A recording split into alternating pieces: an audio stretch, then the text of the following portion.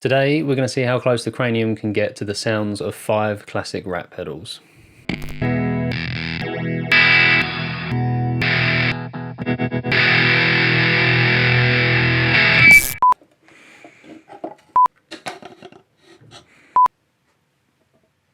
So before we get going, I just want to put a massive thank you out there to Rob and John for sending these units over for me to borrow. I know that a lot of these pedals are quite rare to find in the UK, especially for a reasonable price, second-hand.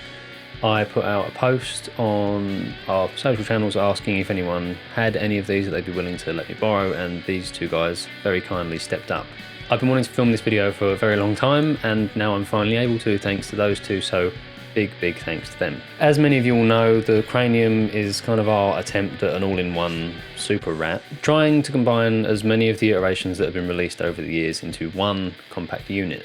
With the exception of a couple of small parts here and there, most of the differences between those variations are pretty much down to the clipping diodes. The Cranium has 8 clipping diode modes on the switch in the middle, and these roughly map to the iterations that have been released over the years. We've got Germanium, which is the U Dirty Rat, Silicon, which is the standard Rat, of which we have 2 variations on. One is the smaller box Rat 2 pedal, released in the 90s, which is probably the pedal that you picture in your head when anyone mentions a Rat.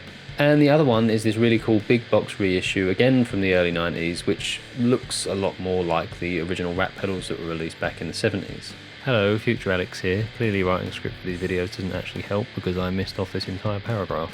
We also have the Turbo Rat, which has LED clipping, which is obviously another option that's available on the Cranium. The Cranium also has the option to remove the clipping diodes on the last mode, which is something that is available on this absolutely massive Deucetone RAT, which is basically 2 rats in one, cascaded into one another, that then have some clipping switches on the back. On the Deucetone, they refer to this no clipping mode as the clean Rat.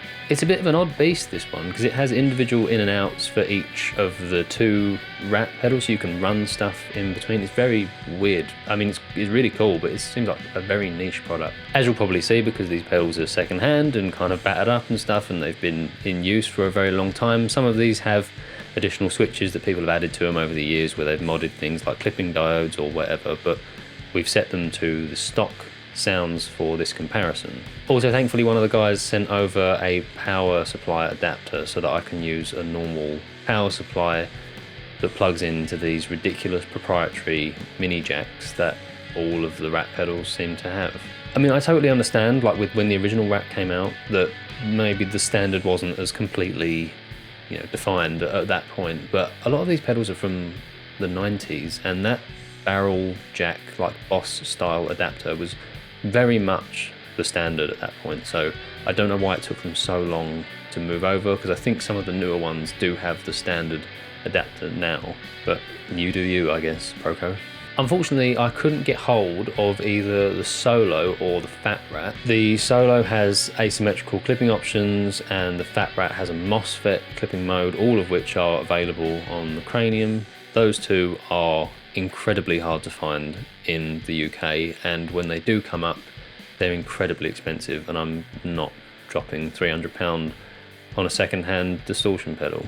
But if anyone happens to have any of those lying around that they'd be willing to lend me, I'd love to shoot a part 2. There's also another weird variant called the Brat, also called the Roadkill, which I think the latter was just a rehoused version of the Brat that was sold exclusively at Guitar Center. And that has a couple of other mods that aren't just around clipping diodes, but again, they are so hard to find in the UK. I couldn't even find a used one for sale at a stupid price. The Fat Rat also has a mod that allows a little bit more bass in, and I'm pretty sure that is what people refer to in the DIY community as the Roots mod. And I've explained this before in another video around the Cranium, but I think it bears repeating here just for context. The Roots mod basically involves either cutting out a resistor or replacing a resistor with a potentiometer that you can then kind of sweep between the values. And that's what the frequency control is on the Cranium. That resistor is part of an RC filter that attenuates low-end frequencies before the clipping stage.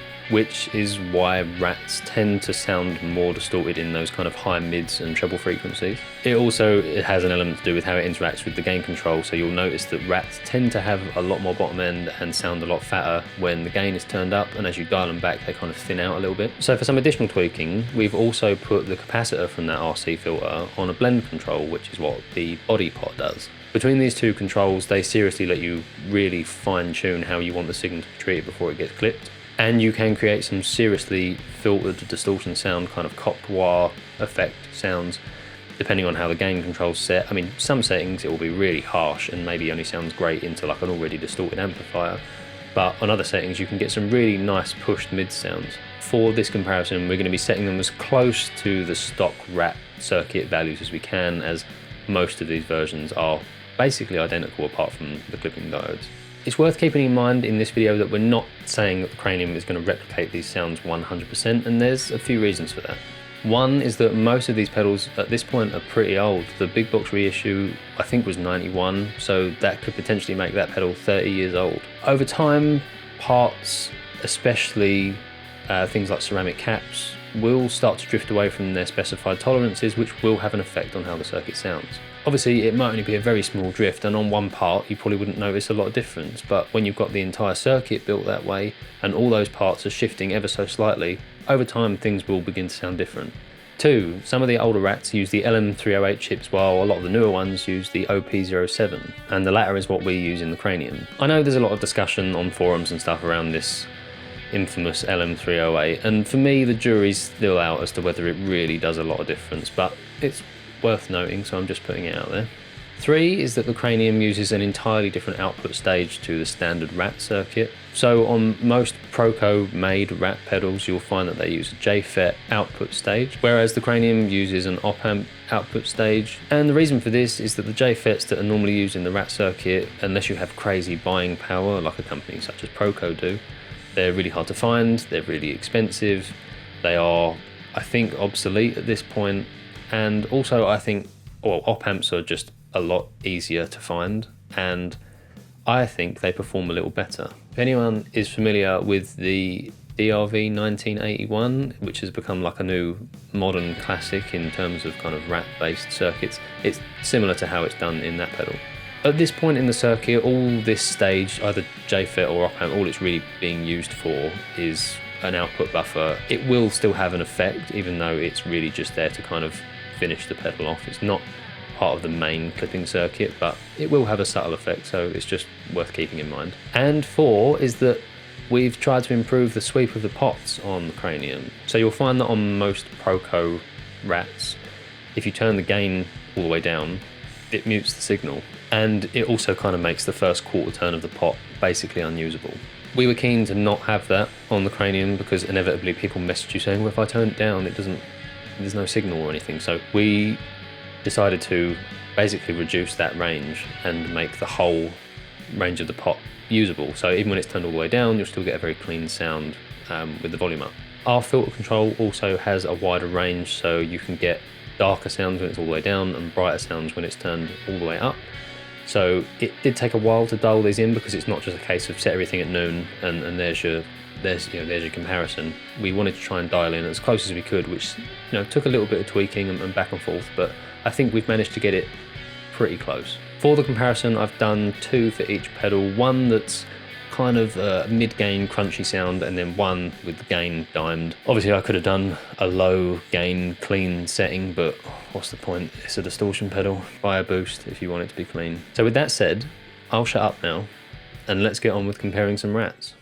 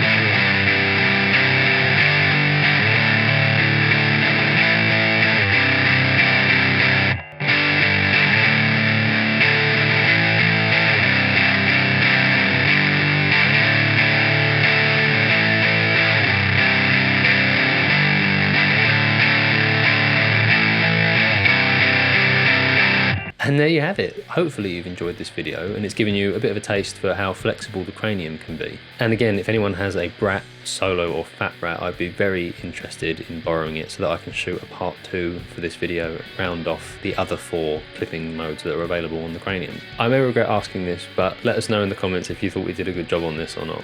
As always, I'll put links down in the description to the Cranium and our website. We'll also post links to our social channels, which you can go and check out if you want to see what we're up to on more of a daily basis. Thank you for watching, and we'll see you next time.